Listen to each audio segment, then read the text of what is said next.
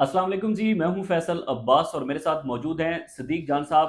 آج کا دن بڑی اہمیت کا حامل ہے۔ سپریم کورٹ آف پاکستان سے عمران خان کی ضمانتیں منظور ہو چکی ہیں، لیکن ضمانتیں منظور ہونے کے بعد صدیق جان صاحب ہم دیکھ رہے ہیں کہ سوشل میڈیا کے اوپر ایک بڑی جنگ سی چل رہی ہے، اور کچھ ہمارے حکومتی سائڈ کے جو صحافی حضرات ہیں وہ ٹویٹس کر رہے ہیں اس حوالے سے کہ کیا پریشانی ہے ان کو۔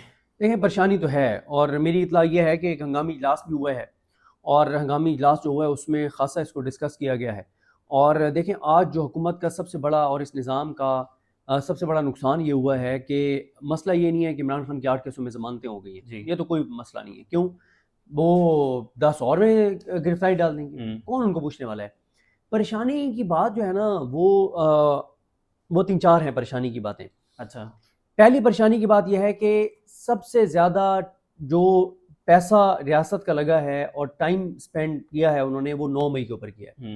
یعنی پاکستان شاید بننے سے لے کے آج تک کسی ایشو کے اوپر اتنا فوکس اس طرح سے نہ کیا گیا ہو جتنا 9 مئی پہ کیا گیا نا، کہ عمران خان کا نام نہیں چل سکتا، تصویر نہیں چل سکتی، 50,000 سے زیادہ لوگ گرفتار ہوئے، سینکڑوں ایف آئی آر، اور پتہ نہیں کیا کچھ نہیں ہوا اس ملک کے اندر۔ اس میں بھی جو مین چیز تھی وہ تھا کور کمانڈر ہاؤس، جس کو کچھ لوگ جو ہے وہ جناح ہاؤس بھی کہتے ہیں۔ اب اس کو کہا گیا کہ وہ بڑا جی مسئلہ ہو گیا ہے، جناح ہاؤس جو ہے نا وہ قائد کا جناح ہاؤس، اور یہ وہ سارا کچھ۔ صرف قائد کی عزت ہمیں وہیں پہ یاد آئی جب جناح ہاؤس والے معاملہ تھا۔ ابھی جب قائد کو مائنس کیا ہم نے تصویروں سے، اشتہارات سے، 14 کا، اس میں کوئی مسئلہ نہیں ہے۔ اچھا، اب مسئلہ یہ ہے کہ وہ سارے کا سارا بیانیہ برباد ہو گیا کہ آج حکومت کا پروسیکیوٹر ایک ثبوت نہیں فراہم کر سکا کہ عمران خان ماسٹر مائنڈ ہے۔ تو اب آپ مجھے بتائیں، آج جب اسلام آباد میں نا حکومت کو اور اداروں کو اسلام آباد میں سپریم کورٹ سے نا 2 ان کو ایشوز ہیں۔ پہلا یہ ہے کہ سپریم کورٹ میں جب بھی کوئی کیس چل رہا ہوتا ہے نا تو انٹرنیشنل میڈیا بھی وہاں موجود ہوتا ہے، لاہور ہائی کورٹ میں ایسے نہیں ہوتا۔ دوسرا یہ ہے کہ سپریم کورٹ میں جب کوئی چیز ہوتی ہے تو یہاں پہ بہت بڑی تعداد میں جرنلسٹ ہیں، انگلش اردو جرنلزم کے یوٹیوبرز، یعنی جو چیز یہاں پہ ہوتی ہے نا اس کا امپیکٹ پورے پاکستان میں ہوتا ہے، ایمبیسیز تک جاتا ہے، اور پھر جو سپریم کورٹ میں چیزیں ہوتی ہیں وہ نیچے بہرحال ایک اثر ہوتا ہے ججز کے اوپر، ہائی کورٹ اور ٹرائل کورٹ کے۔ اب جب ٹرائل کورٹ کے جج کو بھی نظر آ رہا ہے، ہائی کورٹ کے ججز کو بھی نظر آ رہا ہے کہ عمران خان کے ماسٹر مائنڈ ہونے کا ایک ثبوت حکومتی پروسیکیوٹر نہیں پیش کر سکا، اور جب کوئی نیچے کا جج دوبارہ فیصلہ دے گا کہ عمران خان ماسٹر مائنڈ ہے، تو بتائیں کیسے اس کو وہ دے سکے گا نا۔ تو ہنگامی اجلاس ہوا ہے۔ اس کے بعد یہ ہے کہ جب تک آپ کی حکومتی سائٹ پہ اور بہت سی جگہوں پہ ہوا ہے، جب تک آپ کی یہ ویڈیو اپلوڈ ہوگی تب تک آپ دیکھیں گے کہ ہو سکتا ہے کوئی 2-3 پریس کانفرنسز بھی ہو چکی ہوں، اور بنے بنائے ٹکرز بھی بھیجے جا چکے ہوں ٹی وی چینلز کو، ٹاؤٹس کو ٹویٹ بھی لکھ کے دیے گئے ہوں، اور اس کو نا ایک فائر فائٹنگ جو ہے وہ کی جائے گی، اور ایک نیریٹو بدلنے کی کوشش کی جائے گی، کیونکہ پچھلے 4-5 گھنٹوں میں تو کلٹی ہو گیا سارا کچھ، کلٹی ہو گیا سارا کچھ نا، جو نیریٹو بنا ہے خان کے حق میں، کمال ہے۔ تو صدیقہ صاحب، حکومت اس فیصلے کے اوپر عمل درآمد کرے گی؟ 100% کرے گی۔ یہ بندیال صاحب کی عدالت نہیں ہے۔ بندیال صاحب کی جو عدالت تھی اس میں مسئلہ یہ تھا کہ قاضی فائز عیسیٰ جیسا گھٹیا، مکروہ، نیچ اور غلیظ آدمی بیٹھا ہوا تھا، جس نے اپنے کندھے پیش کر دیے تھے، جس کے ساتھ ایک گروپ تھا۔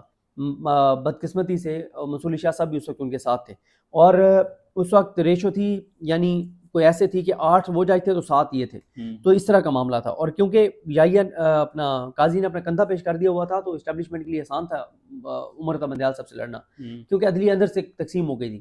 اب مسئلہ یہ ہے کہ اگر یحییٰ فریدی صاحب کو ناراض کر بیٹھتا ہے یہ نظام، تو منصور علی شاہ صاحب، اطہر من اللہ صاحب، منیب اختر صاحب، عائشہ ملک صاحبہ، عقیل عباسی صاحب، ملک شہزاد احمد خان صاحب، وہ تو پہلے ہی آپ ان کے موقف سے واقف ہیں، تو ان کو ناراض کرتے ہیں تو پوری سپریم کورٹ یا 70-80% ججز جو ہیں وہ خلاف ہو جائیں گے، اور مسئلہ ہو جائے گا۔ حکومت کے روز 4 کام پڑتے ہیں یحییٰ فریدی صاحب سے، تو میرا نہیں خیال کہ حکومت اس حد تک جائے گی۔ ہاں، میں شروع میں ایک چیز مس کر گیا ہوں جی، حکومت جو آج ہنگامی اجلاس ہوا ہے نا وہ اور 2 چیزوں کے اوپر ہوا ہے، تین چیزیں اس میں ڈسکس ہوئی ہیں، اور ایک یہ بھی ڈسکس ہوا ہے کہ وہ جو سلمان صفدر صاحب نے بتایا کہ آج انہوں نے چیف جسٹس پاکستان سے چیمبر میں جو ملاقات کی ہے اس میں انہوں نے القادر کیس سماعت کے لیے مقرر نہ ہونے کے بارے میں بھی بتایا ہے۔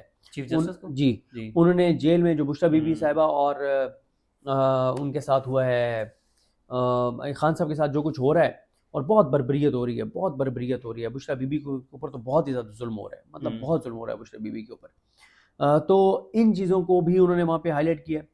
اور تیسرا ایک معاملہ جو ہے وہ آلریڈی ہے جو سزا معطلی کے حوالے سے نئی پالیسی بنی ہے. اب معاملہ یہ ہے کہ اگر یحییٰ افریدی صاحب کہہ دیتے ہیں ڈوگر صاحب کو کہ آپ کیس لگائیں, پس پردہ کہہ دیتے ہیں, ڈوگر صاحب کو لگانا پڑے گا. ڈوگر صاحب اس وقت افورڈ نہیں کر سکتے یحییٰ افریدی صاحب سے لڑائی لینا, ٹھیک ہے, بالکل ایسے. تو اسٹیبلشمنٹ تو نہیں چاہتی القادری کیس لگے, اسٹیبلشمنٹ یہ بھی نہیں چاہتی کہ 9 مئی میں جو سزائیں ہوئی ہیں یہ فوراً فیصلے معطل ہو جائیں. اگر پالیسی بن گئی ہے کہ 1 ماہ کے اندر سزا معطلی کا فیصلہ کرنا ہے, تو پھر کیا آپ کے منہ میں آئے گا کہ جتنے لوگوں کو آپ نے سزائیں کروائیں وہ سرنڈر کریں گے 1 مہینے میں, وہ سارے رہا ہوں گے ضمانتوں پر.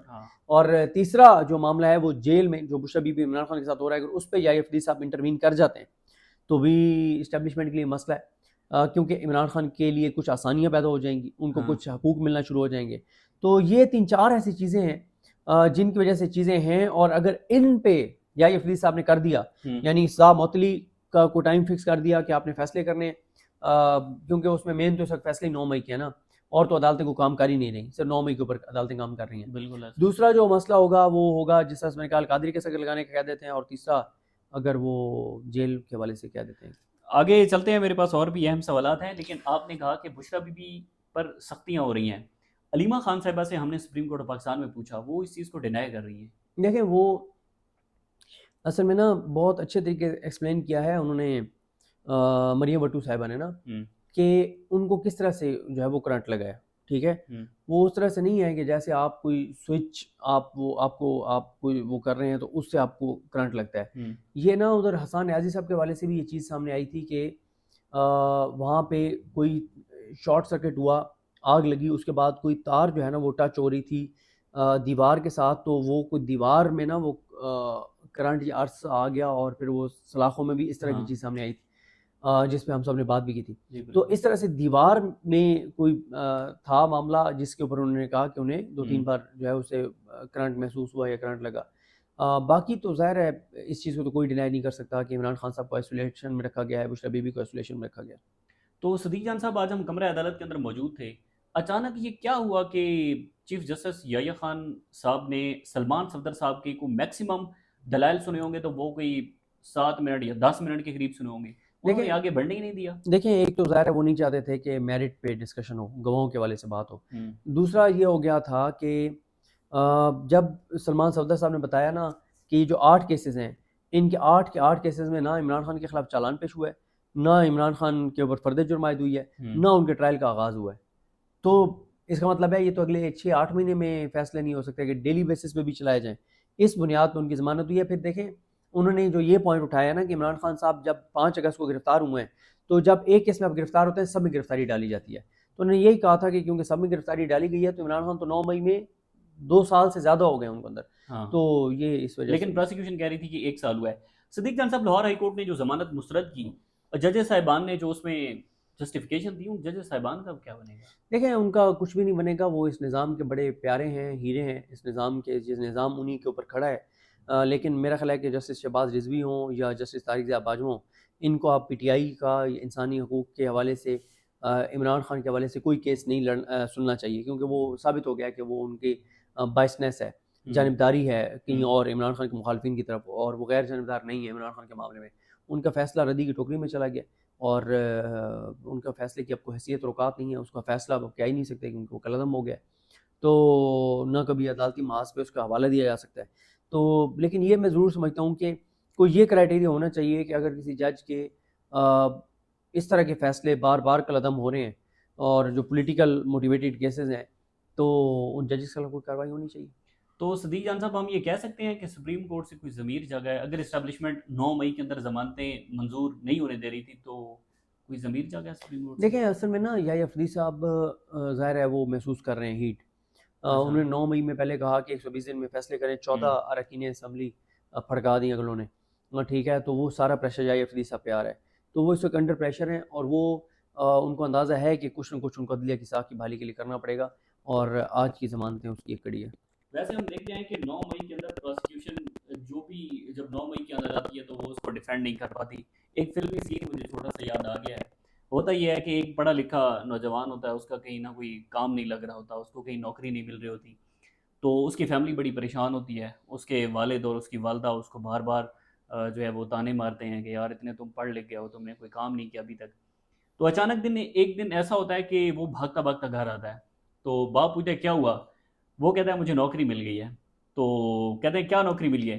کہتا ہے میں نے روز عدالتوں میں صبح جا کر جھوٹیاں گواہیاں دینی ہیں۔ ہاں تو یہ نہ، پراسیکیوشن ذوالفقار عباس نقوی صاحب، پوری پراسیکیوشن انہوں نے جو بلڈ کیا 9 مئی کا، ان کا کیا کردار ہے دیکھیں اس حوالے سے؟ ذوالفقار عباس نقوی صاحب کو میں الزام نہیں دیتا، ظاہر ہے کروڑوں روپے فیس مل رہی ہو تو کیس آپ نے لینا ہی ہوتا ہے۔ دوسری بات یہ ہے جب کیس ہی بوگس ہو تو وکیل بیچارہ کیا کرے، تو ان کو میں قصوروار نہیں ٹھہراتا کیونکہ آج وہ لڑکھڑا گئے تھے، ان کے پاس کوئی آرگومنٹس نہیں تھے، انہوں نے خود ہی بلنڈر کر دیا۔ پہلے کہتے ہیں کہ جاوید اپنا اعجاز چودھری کا کیس ان سے مختلف ہے، بعد میں اپنی گفتگو میں بتا گئے کہ اعجاز چودھری کا کیس تو بہت ہی مشکل تھا اور ان کو بیل مل گئی۔